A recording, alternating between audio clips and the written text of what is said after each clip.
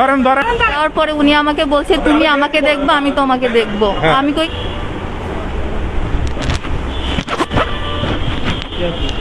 এখানে বসো, এখানে বসো, কথা বলো।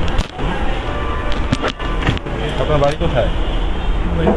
বসেন বসেন এখানে বসেন, এখানে বসেন বসেন বসেন এইখানে বসেন বসেন এই বসেন এইখানে বসেন বসেন বসেন আমি সাংবাদিক। বসেন বসেন সাংবাদিক। মহিলাটা ডাকেন, মহিলাটা ডাকেন। আরে শুনতে হবে তো। একটু হেল্প করেন তো। এই একজন অন্যের বউয়ের সাথে মিটিং করতে আসছে। বসেন বসেন। এই আপনি কিন্তু ফ্যাশন হবেন মারাত্মক ধরনের। এই ধরেন তো, ধরেন ধরেন ধরেন ধরেন। একটু ঘটনাটা শুনেন, ঘটনাটা শুনেন, ঘটনাটা শোনেন ভাই। এই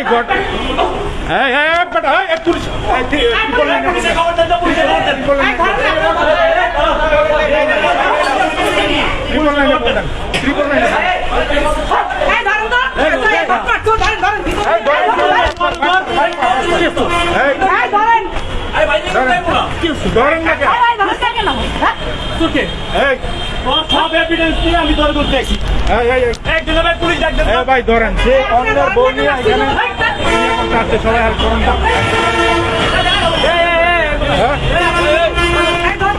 এই ধরেন, এই ধরেন ধরেন ভাই,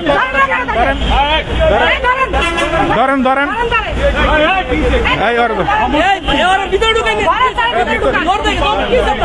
এই তোমার ভয় কেন এত?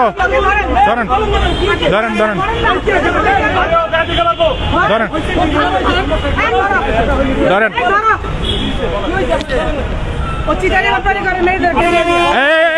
আপনার ওয়াইফকে ডাকেন, আপনার ওয়াইফকে ডাকেন, ডাকেন তাড়াতাড়ি ডাকেন।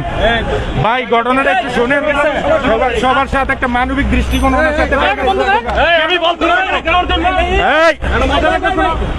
ভাই সে যে ধরনের সিনকেট করছে সবার মা বোন আছে। বাইরের দিকে তাকান,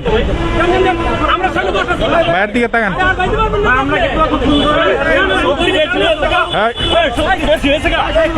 ঠিক আছে ধরেন। আপনি ডাকেন নাকি? ডাকেন তাড়াতাড়ি ডাকেন।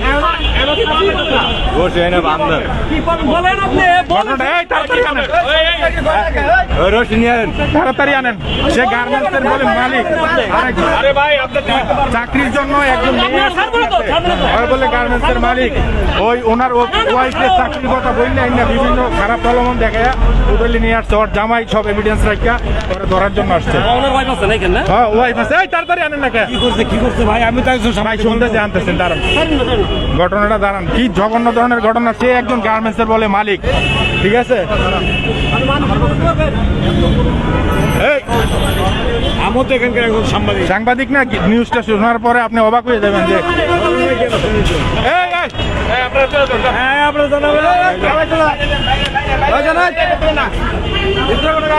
হোটেলের ভিতরে না ভাই,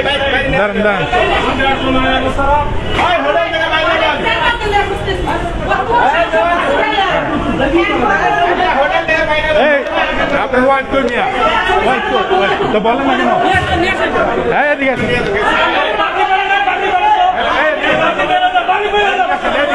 রাখেন না।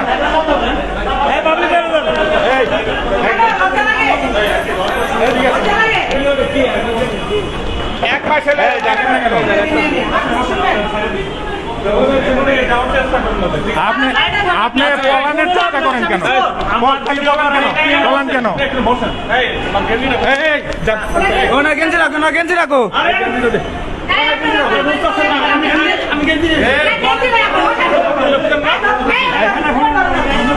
গেঞ্জিটা দেন।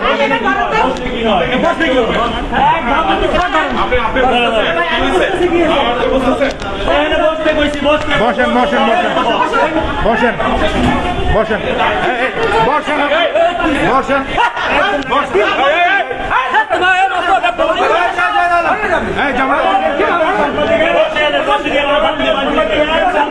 ভাই আপনি হোটেলে কেমনে করবেন? দুজন ছাড়া হোটেল থেকে নেন বাইরে থেকে নেন না বাইরে হোটেল থেকে নেন না ভাই বাইরে থেকে নেন আপনি এখানে বসেন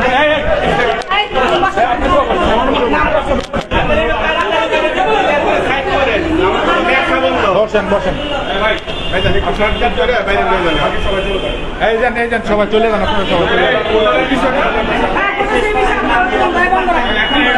না আমার এটা এভিডেন্স লাগবে তো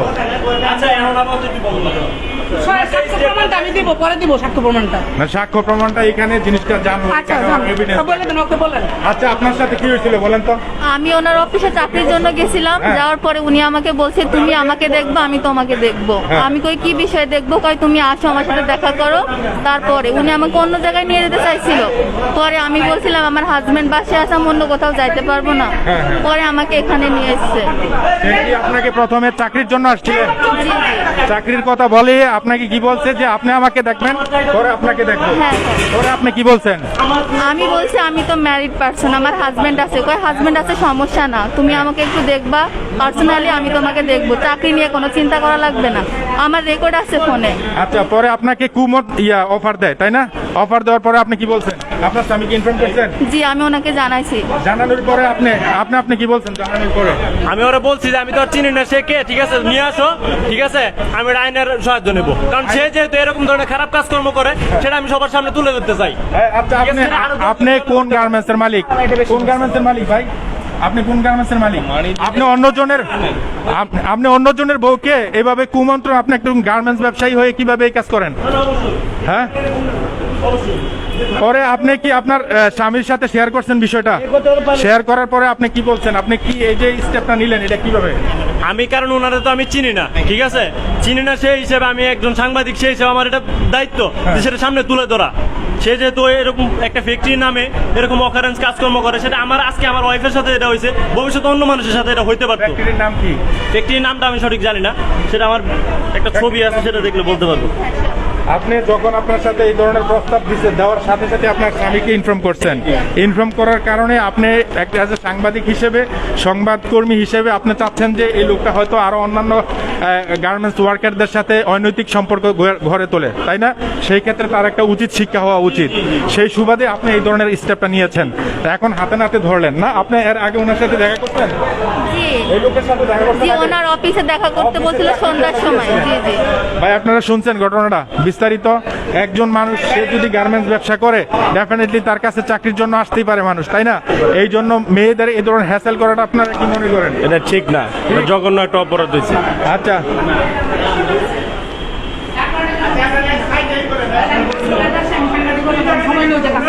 আমি এই ভদ্রলোকের সাথে একটু কথা বলবো। এই দাঁড়াও। হ্যাঁ? আচ্ছা আচ্ছা পুলিশে ফোন দাও, দরকার নেই, আমরা